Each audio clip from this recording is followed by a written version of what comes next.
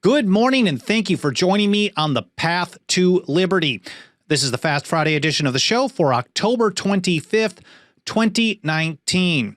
Today we're talking about jury nullification, or some people are calling what I'm going to report on a jurors' revolt. Whatever you want to call it, the end result has been the same. Earlier this month in New Orleans, the government there was not able to find enough people willing to sit on a jury and give someone 10, 15, even 20 years of prison time for a non-violent drug possession charge. I think you're going to find this an interesting story. First of all, my name is Michael Bolden. We are broadcasting live as we do every Monday, Wednesday, Friday at 9:30 a.m. Pacific time from here in my home office and studio in downtown Los Angeles for the 10th Amendment Center.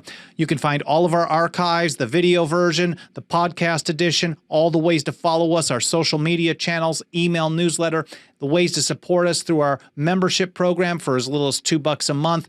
All of that's over at 10thamendmentcenter.com/path to liberty. Again, 10thamendmentcenter.com/path to liberty. And since this is the Fast Friday edition of the show, I'm going to try to take no more than 10 to 15 minutes of your time. A couple of quick notes. First of all, next week, Monday, it's my anniversary. So although I love you guys, I really appreciate you spending some time with me.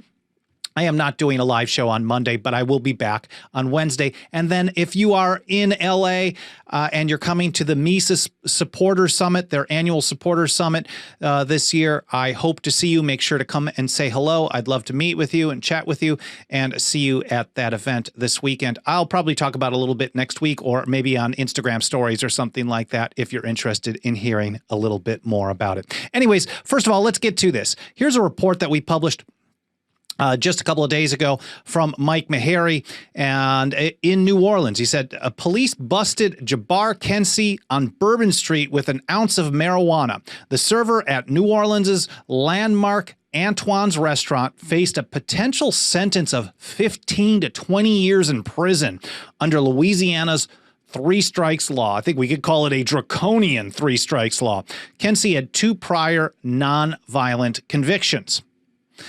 So we go over here to the Advocate, NOLA.com, and they report that ad hoc criminal district court judge Dennis Waldron halted the selection process after 20 of 25 potential jurors were dropped and no more jurors remained in the day's pool. While some of the jurors were let go for one reason or another, the judge specifically said that a significant number, it's a quote from him, a significant number were dismissed on prosecutors' challenges. The judge specifically highlighted the jurors who voiced their opinions on, quote, whether or not marijuana should be the subject of criminal laws outlawing it. So people were saying in the jury selection process, they're voicing their opinion like, oh, man, this guy's going to get 15 years in prison. Yes, he didn't follow the law. He broke the law, but this is pretty unjust. And if you paid attention to my episode in early September, I covered Joe Wolverton's article and Lysander Spooner's important article from the 19th century talking about jury nullification, its history. It goes back hundreds of years. It's a very important part of the tradition of liberty.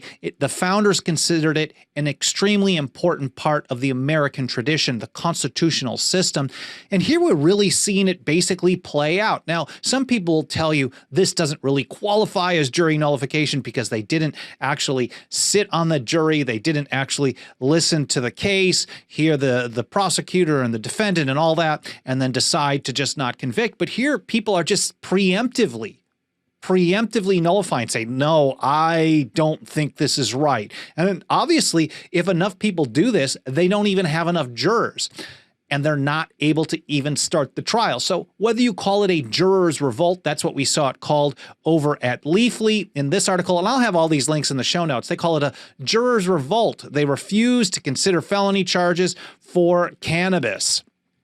And it's a really interesting article. And at the beginning of the trial, they say, one after another, residents of Orleans Parish appeared before a prosecutor, a defense attorney, and Judge Dennis Waldron. One after another, many of the jurors were excused.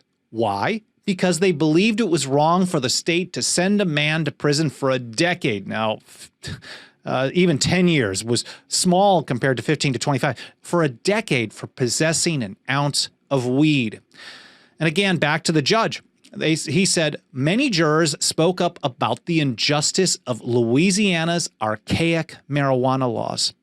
The legislature is unwilling to do this. The governor is unwilling to do this. Prosecutors still want people to go to jail.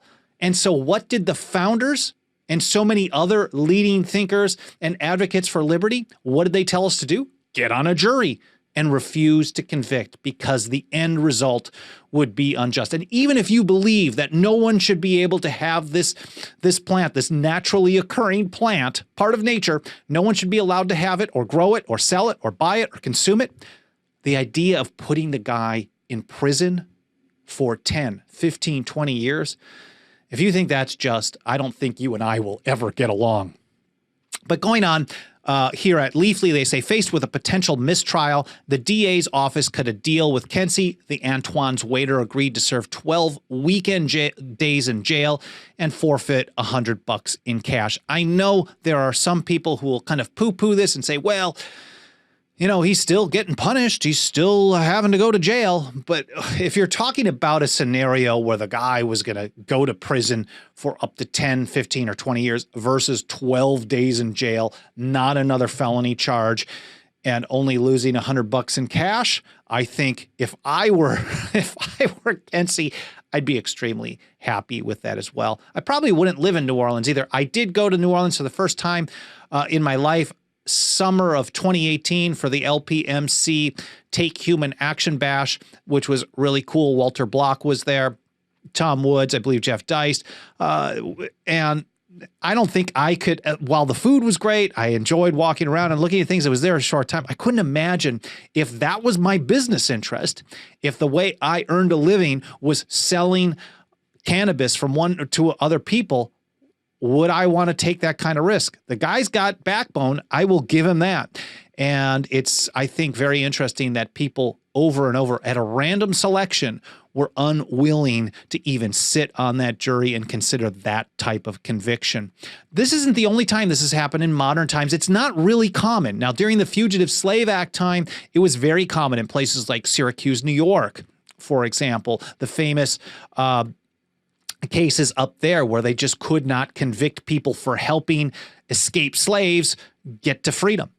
But it also happened recently, a few years ago, in Montana. We've got a short blog here that we published from TJ Martinell. It had a YouTube video, a news report that went with it, but that video is no longer available. Maybe I'll try to dig through and find that again. But TJ reported this way. In Montana, citizens rendered a marijuana law unenforceable through jury nullification. Recently, he writes, a man was arrested for possessing a small amount of marijuana, but the judge could not find one single person willing to sit on a jury and convict him. Unable to seat a jury, the judge was forced to give up and offer the defendant a plea deal. He got off without admitting guilt. And I actually didn't, until I've actually kind of looked at this, I didn't realize this is how it played out. I've actually never been in a jury selection process, so I don't have the personal experience. Maybe some of you guys have gone through this. I didn't realize that they asked you questions about whether you'd be willing to convict. Maybe someone can give me a little bit more insight, but here's multiple situations where it's the same thing. If they can't find people who might be willing, is this then trial by government? If you, again, and I'm going to just pull up briefly, Trial by Jury, Defense Against Tyranny was the episode on September 9th. I talked about the difference between the right of a trial by jury, where people make the decision, versus a trial by government. And what we generally have today is a trial by government, where government dictates and gets to pick and choose who's going to be there, who are more willing to side with government. It isn't really a true trial by jury situation. So that is really interesting to see as well. But they weren't able to find enough jurors willing to convict up there in Montana as well. Summing it up over again at NOLA.com, this is an interesting piece. They included this as well. The right of jurors to voice their objections to criminal law stretches back centuries, according to Texas defense attorney Clay Conrad. I can't believe that this is included in a mainstream media report. In general, if you talk about juries refusing to convict, jury nullification, the media tends to look at it negatively, even if they happen to be on the side of the situation. They talk about how it's illegal, or maybe people are going to jail for handing out, people get arrested for handing out leaflets, for informational pamphlets in support of this. People get arrested in front of courthouses around the country. So this is interesting that they covered it in a positive way, and they actually interviewed Clay Conrad, who wrote a book about this.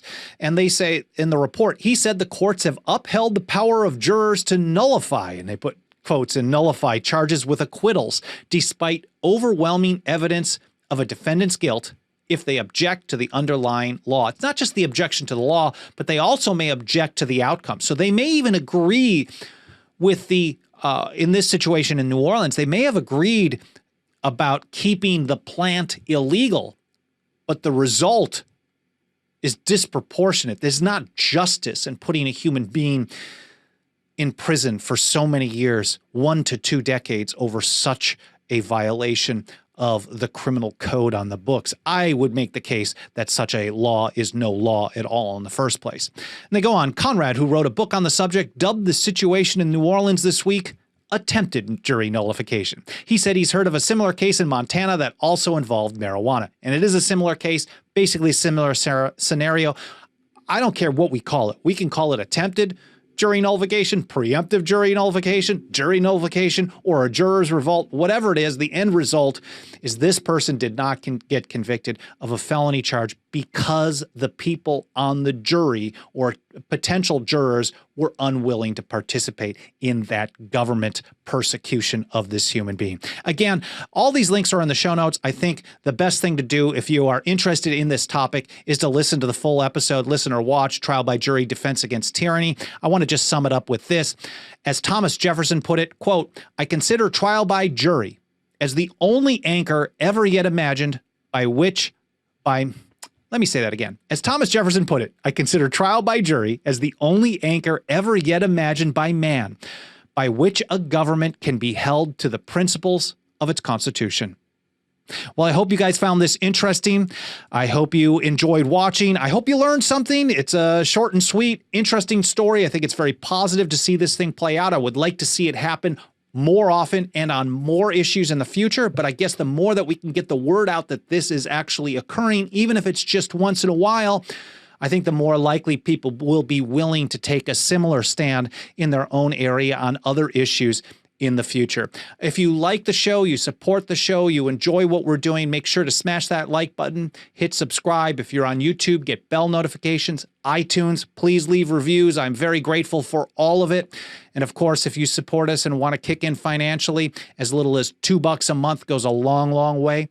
The link for that is 10thamendmentcenter.com/members. You know what to do. Just follow that link and go to town. I hope you guys have an awesome weekend. I really appreciate you spending a few minutes of your time with me today, and I'll see you next week here on The Path to Liberty.